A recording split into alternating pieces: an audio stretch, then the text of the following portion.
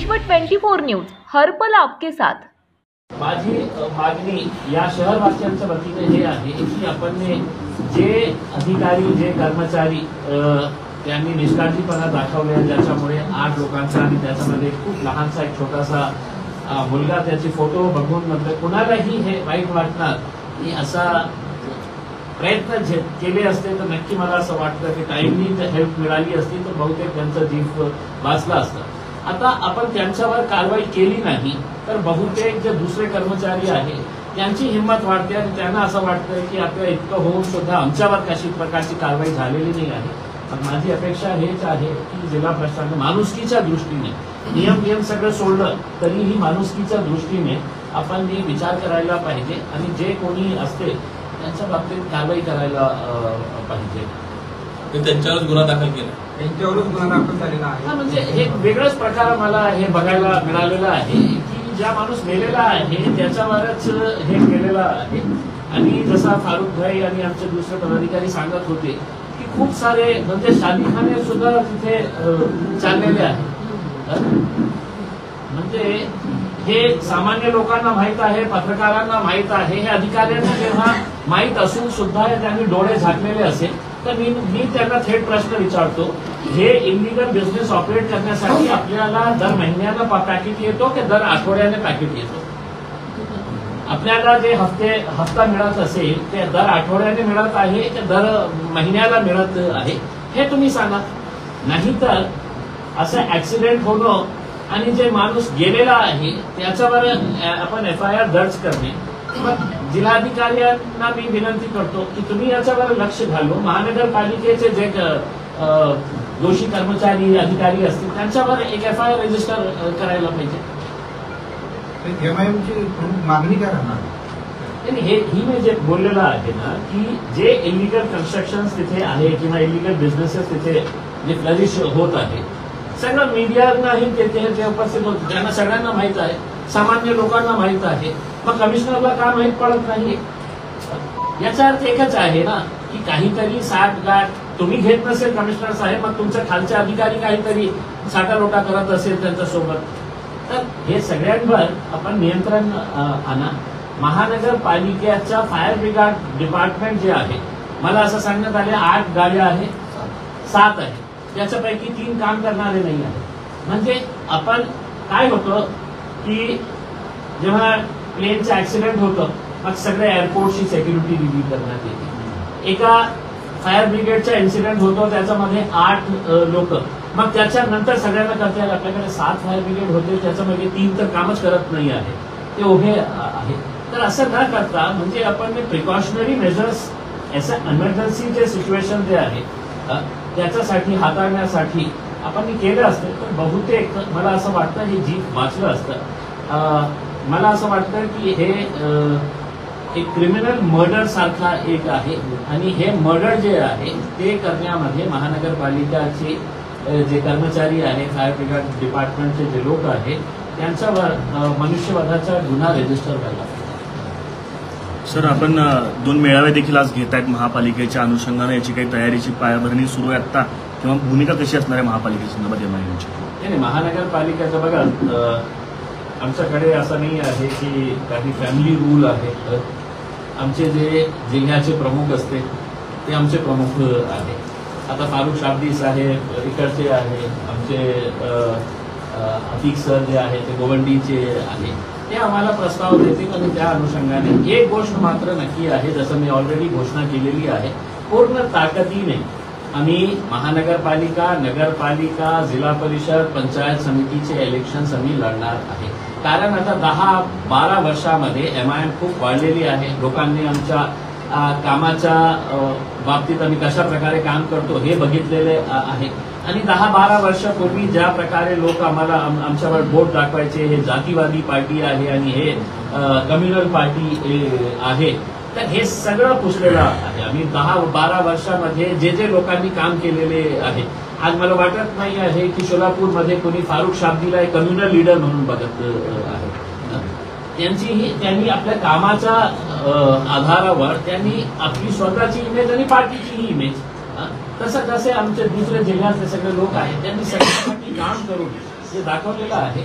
आता आल्यावर यांची ही इच्छा होती की 1-2 पब्लिक मिटिंग्स करायची होती. आम्ही म्हटलं की ठीक आहे, पब्लिक मिटिंग ज्या वेळेस निवडणुका होतात त्यावेळेस आपल्या युतीच्या चर्चा होतात, त्या आधी वंचित बहुजन आघाडीच्या सोबत होतात.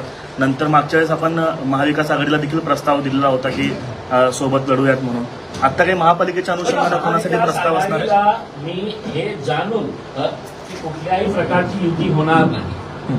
मी या कारणाने दिलं होतं की जेव्हा त्यांचा पराभव होतो ते आमच्यावर बोट दाखवतात की आमच्यामुळे त्यांचा पराभव झाला. मी म्हटलं होतं की आपण सोबत लढू नका, आम्ही तुमच्या सोबत यायला तयार आहे. मग ते इतक्या गोष्टीमध्ये आले होते की आता उत्तर काय द्यायचं. त्यांचा आरोप हेच असायचे ना की भाई MIM म्हणजे भारतीय जनता पार्टीला त्याचा फायदा मिळतो. मग आम्ही तयार आहे. त्यावेळी आम्ही सांगितलं होतं, आम्हाला माहित होतं की ते कुठल्याही परिस्थितीमध्ये आम्हाला घेणार नाही. ते आमचा वापर कशासाठी करणार की जेव्हा त्यांचा पराभव होतो तर कुठेतरी आपल्याला फोडायचं आहे तर ते फोडण्यासाठी आम्हाला. त्यांना असं वाटत होतं की आम्ही सॉफ्ट पंचिंग बॅग आहे. तुम्ही जिथे फेल्युअर झालं तर कुणामुळे MIM. तर त्या अनुषंगाने मी हे दिलं. आतापर्यंत साहेब वंचितचं काय, वंचितचा प्रयोग होणार काय काय हे की बघा, लोकल इलेक्शन जे आहे ना ते लोकल लेवलवर डिसाईड होतो. समजा आता आमचे फारुख शाब्दी साहेबांनी असं सांगितलं की बाबा आम्हाला हे एक गट तयार करायचं आहे, अलायन्स तयार करायचं आहे. याचा निर्णय ना मी घेणार आहे ना माझे पार्टीचे अध्यक्ष असदुद्दीन अवैसी साहेब घेणार आहे. हे रिझल्ट देणार असेल तर त्याचा सगळं निर्णय जे आहे ते आमच्या स्थानिक नेत्यांवर आम्ही सोडलेलं आहे. त्यांना असं वाटत असेल की नाही हे चांगलं एक पर्याय होऊ शकतं तर नक्की ते करतील. फक्त आमची अपेक्षा हे राहणार आहे की जेव्हा तुम्ही जे काही निर्णय घेले, आम्ही त्यांच्याकडून अपेक्षा काय करणार आहे तर फक्त नतीजा रिझल्ट काय ते देणार आहे. त्या अनुषंगाने आम्ही त्या सोलापुरात MIM फक्त एका मतदारसंघापुरतं लक्ष देते, बाकीच्या मतदारसंघात लक्ष देणार का? आता काय आहे की आपल्याला माहित आहे की मागच्या निवडणुकीमध्ये 1 लाखपेक्षा जास्त मतं आपल्याला मिळाली. दोघं आहेत ते आपले पोल आहेत. आता जितकं हे होतं कुठे कमी पडलं आम्ही त्याचे असेसमेंट केल्यानंतर आता सगळं जे एरियाज आहेत ते सगळं कव्हर करणार आहे. आणि आमची तर अपेक्षा हे आहे की जे नॉन मुस्लिम जे लोक आहेत त्यांनीही आता MIMला वेगळ्या नजरेतून बघण्याची वेळ आलेली आहे.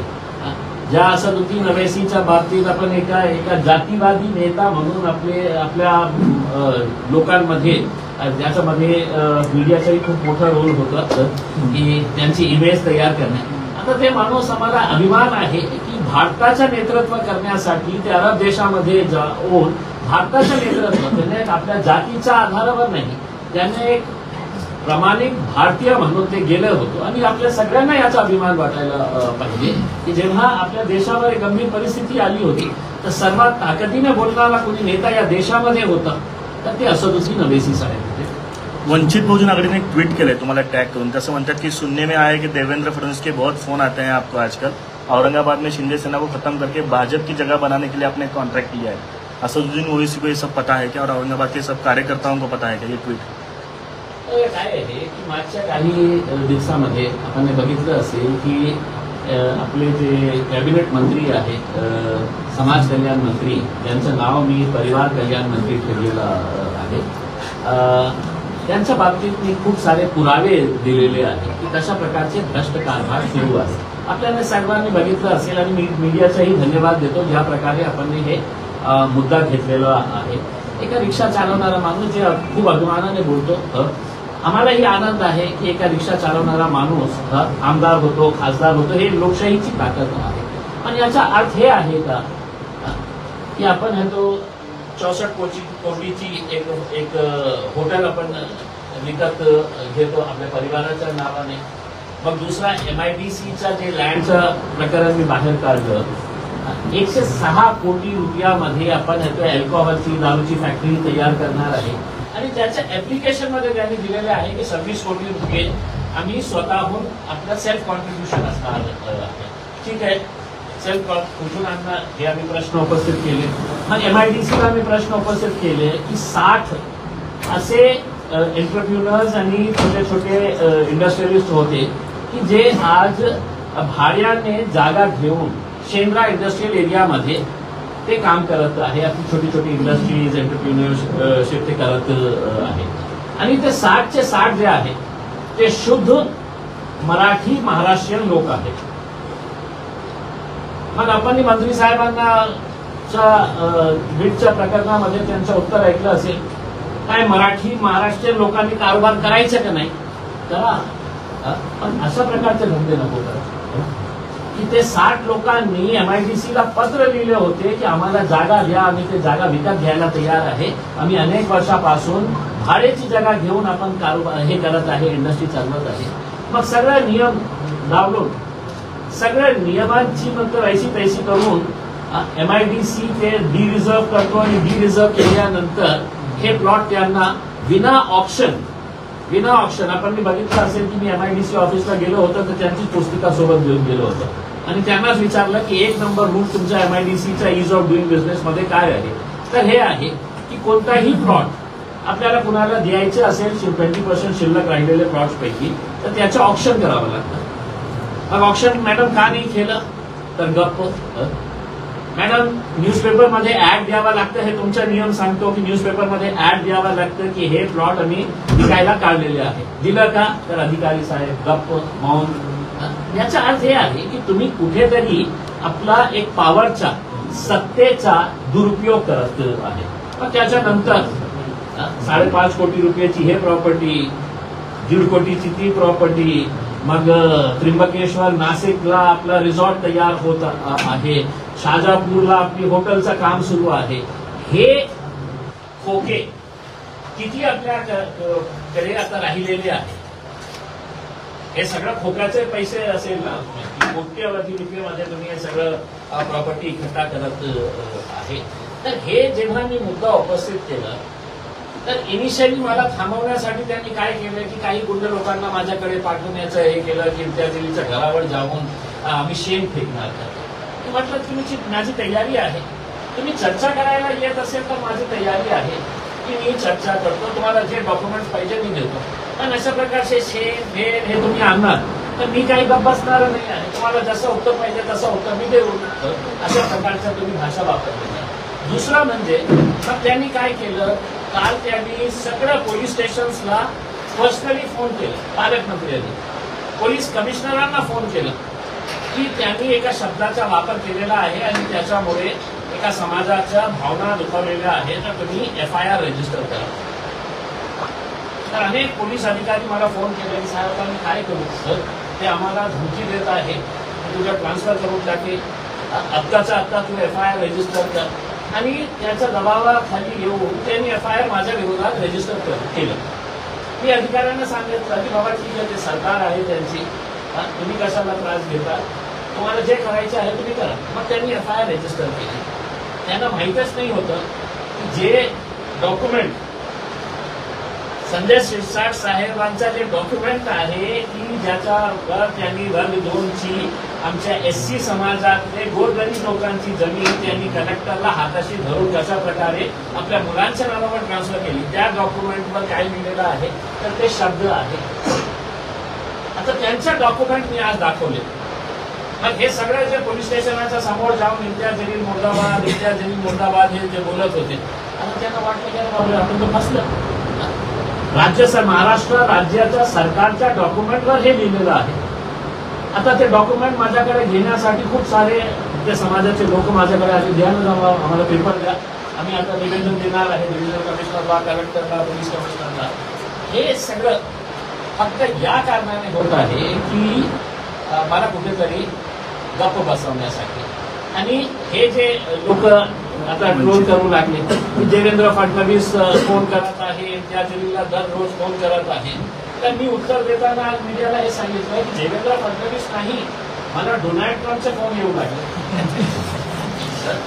डोनाल्ड ट्रम्प नरेंद्र मोदी साहेबांनी सुद्धा मला फोन केलं आणि त्याने काय म्हटलं मला कि इम्तियाज जी मेरे पार्टी के जितने भी विधायक हैं, आमदार हैं, उनके ऊपर मुझे विश्वास नहीं है, आप ये मुद्दा उठाइए.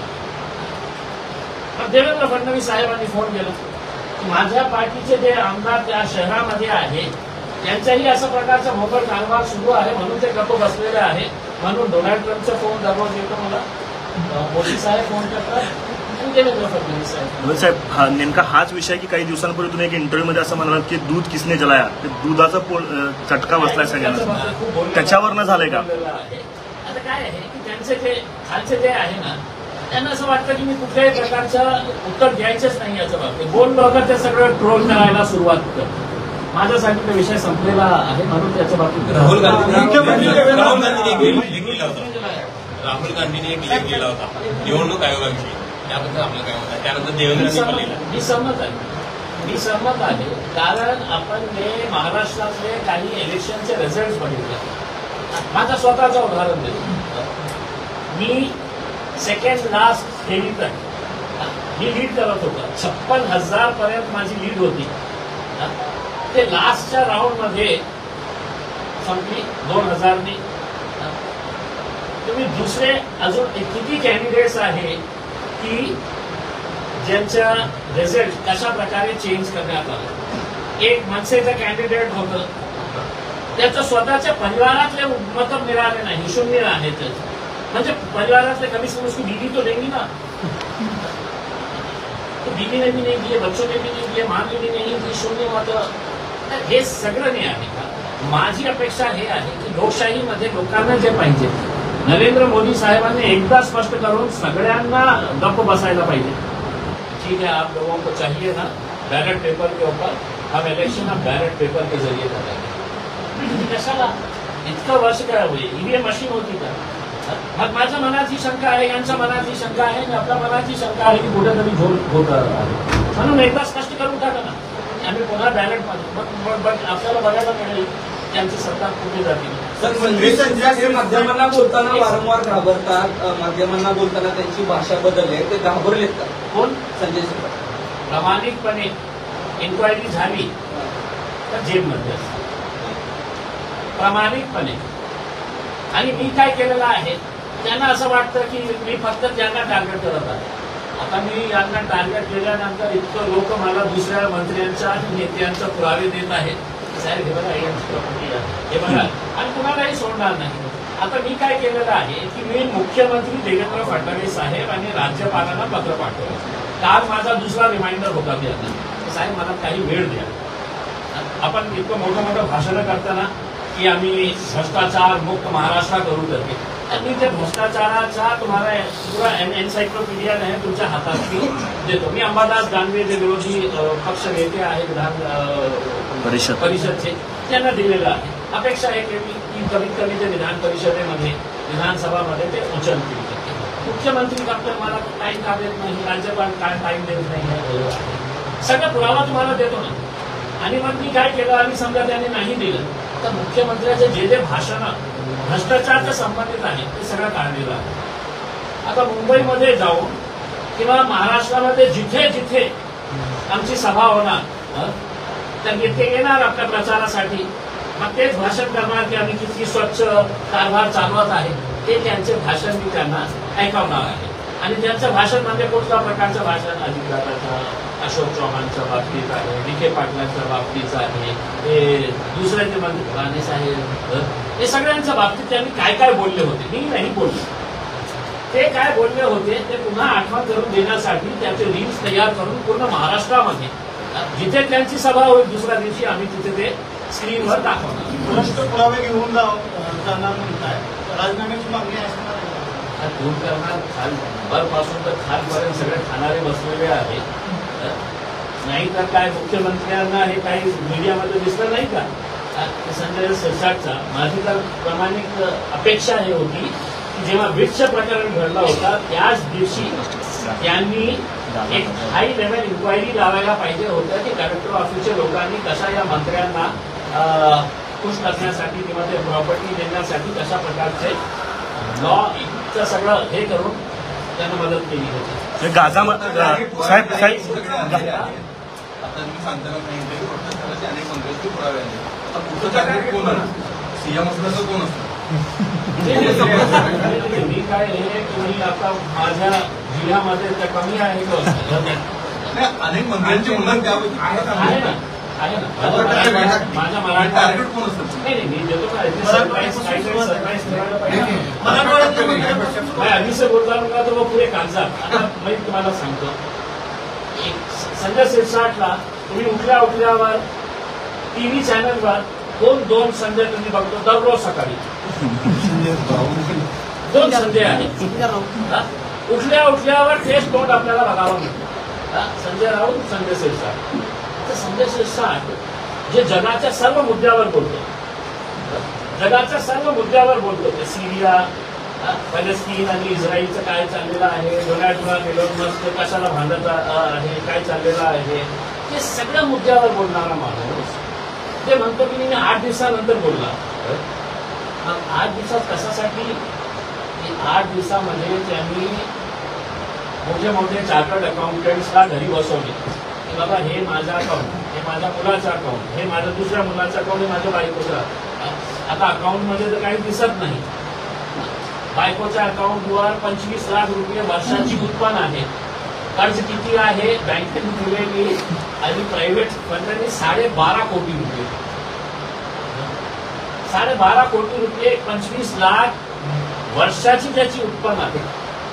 कोण दिलेली आहे, कोणत्या डॉक्युमेंटच्या आधारावर हे केलेले आहे? MIDCच्या लँड घेताना एक मोठ्या बिल्डरचे सगळे डॉक्युमेंट दाखवण्यात आले. लँड मिळाली ते बिल्डरला हातवून दिली. हे सगळं प्रकरण आहे ना, खूप गंभीर आहे. मला माहित नाही आहे की याच्या बाबतीत हे काय करणार आहे. मी एन्फोर्समेंट डायरेक्टोरेटला, CBIला सगळ्यांना पाठवणार. त्याच्यानंतर वेळ आली तर मी कोर्टात जाणार होतो, पण मी आता जाणार या कारणाने नाही आहे कारण त्यांनी काल मीडियाला सांगितलं की मी इम्तियाज जलीलला नोटीस पाठवणार. मी रिक्वेस्ट करतो त्यांना की 38 तासामध्ये पाठवा मला. खूप मी वाट बघत आहे आपली की लवकरात लवकर पाठवा मला नोटीस, तर आपण कोर्टामध्ये भेटू. साहेब, गाझामध्ये जो नरसंहार चालू आहे त्याच्या विरोधात आज UN मध्ये एक शस्त्रसंधी कराराचा एक करार झाला. त्या करारामध्ये भारतानं तटस्थ राहण्याची भूमिका घेतली, म्हणजे विरोधातही गेलेले नाहीत आणि समर्थनातही नाहीत. 19 देश तटस्थ राहिलेत. त्यात भारतानं देखील त्या सगळ्या नरसंहाराच्या बाबतीत शस्त्रसंधी जी व्हायची तटस्थ भूमिका घेतली. आपण कशा पद्धतीनं काय आहे की ते गाझामध्ये, फलस्तीनमध्ये मागच्या अनेक वर्षामध्ये लाखोंच्या संख्येने आपण विचार करू शकत नाही की आज फलस्तीनमध्ये कशा प्रकारे नरसंहार सुरू आहे. आणि भारत म्हणजे खूप प्रमुख मोठा देश आहे आणि नॉन व्हायलन्स जगाला कोणी सांगितलं असेल नॉन व्हायलन्स एज्युकेशन काय असतं, तर या देशाला आणि जगाला महात्मा गांधींनी दाखवलेलं. आणि त्या देश जेव्हा अशा प्रकारचे जगात कुठेही हिंसा होत असेल आणि तटस्थ भूमिका घेत असेल तर किती आपण प्रवास केलेला आहे नॉन व्हायलन्स पासून व्हायलन्सला प्रमोट करण्यासाठी निर्णय घेणारा सरकार आज आपण या देशामध्ये बघतो. शनी मंदिरात 168 कर्मचाऱ्यांना काढले, त्यातले 114 आहेत की मुसलमान समाजाचे. एक शिस्तभंगाची कारवाई म्हणून ते काढण्यात आली. काय आहे की आता महाराष्ट्रामध्ये एक आपली संस्कृती होती. आपण सर्व लोक सगळं सण जे आहे ते कशा प्रकारे साजरे करायचे आपल्यालाही माहीत आहे. आपका बचपना और मेरा बचपना भी जो गुजरा है हमको पता नहीं था. ईद में हमारे सभी हिंदू भाई आते थे, दिवाली में हम भी जाते थे फराळ खाने के लिए. पण आज एक अशा प्रकारचं वातावरण तयार करण्यात आलेला आहे की म्हणजे हिंदू म्हणजे हिंदूची सण साजरी करणार आहे, मुसलमान म्हणजे मुस्लिमांचंच हे आहे.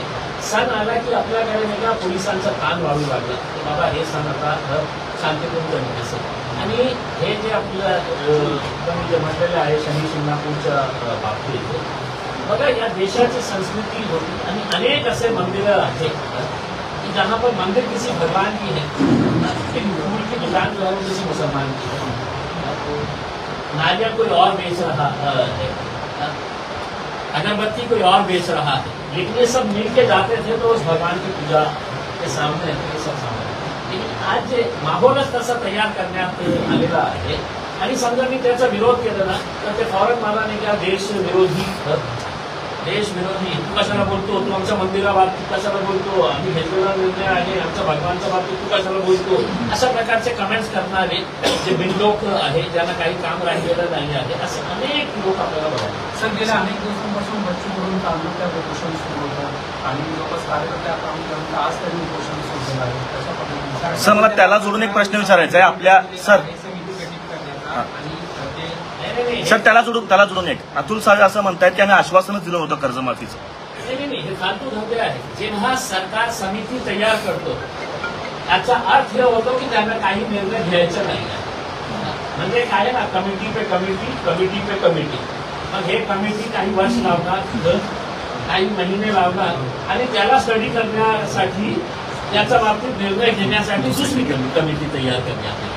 आता शेतकरीच्या बाबतीत तुम्हाला काय कमिटीची आवश्यकता आहे? तुमच्याकडे आकडे आहे या देशामध्ये सर्वात जास्त शेतकऱ्यांची आत्महत्या कुठे होत आहे तर आपल्या या महाराष्ट्र राज्यामध्ये होत आहे. कुठेतरी आपण चुकत आहे म्हणून देशामध्ये कुठलेही इतक्या प्रकारचे आत्महत्या होत नाही जितकं आपल्या महाराष्ट्रामध्ये. साहुकारांचा कसा धंदा ग्रामीण एरियामध्ये सुरू आहे हे आपल्याला माहीत आहे. बोगस फर्टिलायझर्सची फॅक्टरी कुठे कुठे आहे आणि आजही बोगस बियाणे आणि बोगस फर्टिलायझर्स आपल्या शेतकऱ्यांना पुरवण्यात येत आहे. हे सगळं नेक्सस जे आहे ते आपल्या सरकारमध्ये बसलेले मंत्री, एग्रीकल्चर डिपार्टमेंटचा स्टाफ हे सगळ्यांना माहीत आहे. पण इतका मोठा कारोबार झालेला आहे की काही 100, 200, 500 शेतकरी अजून गेले तर आता कोणता पेपर, कोणता न्यूजपेपर मला दाखवा, कोणता न्यूज चॅनल असा आहे की एक शेतकरी मेला तर त्याची बातमी आपल्याला पान नंबर 1 वर बघायला मिळते. म्हणून इम्तियाज जलील पत्रकारितेत परत येत आहे. 1, 2, 3 असं इतकं ते संक्षिप्त असतं ना त्यामध्ये, आता संक्षिप्त झालेलं नाही. म्हणून तुम्ही पत्रकारितेत परत यायचं सांगितलंय का आता? दादा माझ्याकडे कामच राहिलेलं नाही ना. खासदारकीमध्ये गेलो, आमदारकीमध्ये कशा प्रकारे सगळे लोक एकत्र झाले होते, कशा प्रकारचे. मी आपल्याला एक उदाहरण देतो की जे MIDCचे जे CEO आहेत, निरासे नावाचे अधिकारी आहेत, ते माझे इलेक्टोरल ऑफिसर होते. माझ्या कॉन्स्टिट्युएन्सीचे जे अतुल सावेच्या विरोधात मी इलेक्शन लढलो. तर माझ्याकडे इतके पुरावे होते की भाजपाने कुठे पैसे वाटत होते, सगळे एव्हिडन्स सोबत बोलतो मी. काय काय धंदे त्यांचे सुरू होते हे सगळं इलेक्शनच्या दिवशी कशा प्रकारे ते बोगस बाहेरून लोक आणून ते बोगस मतदान, सगळे एव्हिडन्स होते माझे. आता मी सगळं तक्रार तयार करून मी कुणाला दिलं, ते गिरासे साहेबांना दिले कारण ते आमचे रिटर्निंग ऑफिसर होते. माझी अपेक्षा होती की त्यांनी काहीतरी इन्क्वायरी करून मला सांगावे की इम्तियाज जलील खोटं बोलत आहे, हे सगळं खोटे आरोप आहे. काही दिवसानंतर मला कळलं ते गिरासे साहेब अतुल सावे साहेबांचे OSD झाले. आता ते OSD आहे. आता मी कुणाकडे जावं हे तुम्ही मला याचं उत्तर द्या. जेव्हा इतकं ओपनली असा सिस्टम चालत असेल की जिथे न्याय मागणारा ती जाणार कुठे, काम काही नाही आहे. 5 वर्ष निघा फक्त या लोकांवर नजर ठेवतो. हे पुढच्या काही जागा बूम घेऊन प्रश्न विचारताना दिसतील इम्तियाज जलील लोकांना पुन्हा, जे पहिल्याचे इम्तियाज जलील होते. शेवट उद्धवराज युती दोघंही मित्र आहेत तुमचे. हे दोघे सगळे लोक माझी तर अपेक्षा हे आहे की ठीक आहे, वैचारिक मतभेद, राजनैतिक मतभेद असेल, पण मी उद्धव साहेबांना एक चांगला नेता या कारणाने मानतो की कारण त्यांनी कधीही जातीला प्राधान्य दिलं नाही की जातीच्या आधारावर आपल्याला राजनीती करायची आहे. त्यांचे ते वडील करत होते. बाळासाहेब हे त्यांनी केलेली आहे. जातीची राजनीती महाराष्ट्रामध्ये कोणी आणली असेल तर बाळासाहेब ठाकरेंनी आणली, हे सत्य आहे. पण त्यांच्या मुलांनी किंवा आदित्यनेही कधीही याला महत्व दिलं नाही. ते लोकांची राजनीती आणि जेव्हा हे सगळं गुजरातीयांनी मिळून ते मराठी माणसाला कमजोर करण्यासाठी जेव्हा शिवसेना फोडली तर एक महाराष्ट्रीय माणूस म्हणून मलाही ते वाईट वाटलं. मलाही वाईट वाटलं त्याचं की नाही, एक महाराष्ट्रीयन लोकांची एक आवाज होती शिवसेनामध्ये. त्याचं फोडण्याचं काम भारतीय जनता पार्टीने केलं. मग अशा प्रकारचे खोके देऊन सगळ्यांना बोलवले. आता माझी अपेक्षा हे आहे की राजनीतीमध्ये काही नाही, ते आमचे प्रतिस्पर्धी आहेत, ते आमचे अपोनंट आहेत. पण मला असं स्वतःला वाटतं की भारतीय जनता पार्टीला या देशातून आपल्याला हाताळायचं असेल तर नवीन कॉम्बिनेशन्स करण्याची आवश्यकता आहे. आणि एक मोठा कॉम्बिनेशन जे आहे ते उद्धव ठाकरे आणि राज साहेबांचं आहे. ते दोघं एकत्र आले. ते किती घाबरले. मला असं सांगण्यात आलं की देवेंद्र भाऊ गेले होते ना त्यांना भेटायला. काय सांगितलं असेल त्यांना की बाबा तू मत जा, आणि ते फायदा सब बंद कर देते, तू मत जा. त्यांना माहीत आहे की मराठी लोक आजही जे ओरिजिनल शिवसेना आहे त्यांच्या सोबत आहे आणि ज्यांना पैशाचे लालसा आहे ते खोकेवाले सगळे. राज ठाकरेंचा वाढदिवस आहे, कधी आहे? हार्दिक शुभेच्छा. साहेब, स्थानिक लेवलला महानगरपालिकेच्या बद्दल तुम्ही स्पष्ट सांगितलं नाही. सोलापूर महानगरपालिकेमध्ये स्थानिक लेवलला काँग्रेस सोबत किंवा महाविकास आघाडी सोबत MIM युती करणार का याचं स्पष्ट उत्तर दिलं नाही आहे की त्याचा सगळा अधिकार जे आहे ते आमचे नेते फारुख शाब्दी साहेब आहे. जे आदेश ते देतील ते ओवैसी साहेबांनी इम्तियाज जलील मागणार. मनसे नेते प्रकाश महाजन असं म्हणतात संभाजीनगर अशी युती होऊ शकते का महाविकास आघाडी किंवा मला खऱ्या अर्थाने इथे दुसऱ्या पक्षांची काय ताकद आहे हे मला इतकं माहित नाही, तितकं यांना माहित आहे. तुम्ही ज्या शहराच्या बाबतीत बोलत आहे तिथं दुसरा पक्ष राहिलेलंच नाही आहे. आमची थेट फाईट कुणाची असणार आहे हे सगळं एकत्र येणार आहे.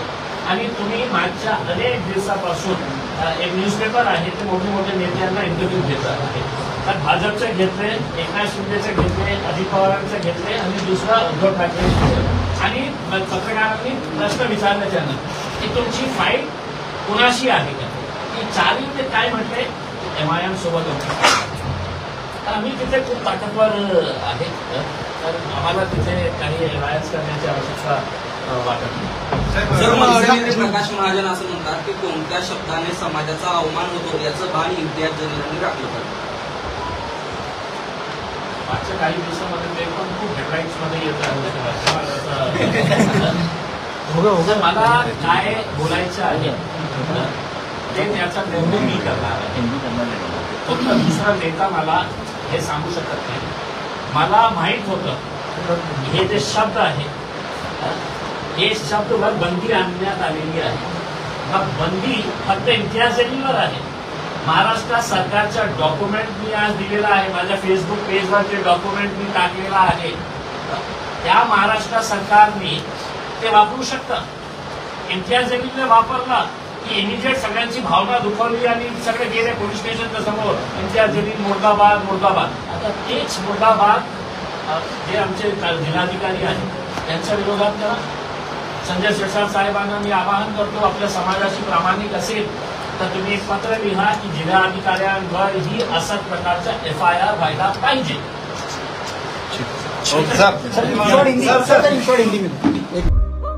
राज्यातील महत्त्वाच्या आणि आपल्या भागातील ताज्या बातम्या पाहण्यासाठी आजच आमच्या विश्व 24 न्यूज चॅनलला YouTubeवर सबस्क्राईब करा आणि बेल आयकॉन प्रेस करा.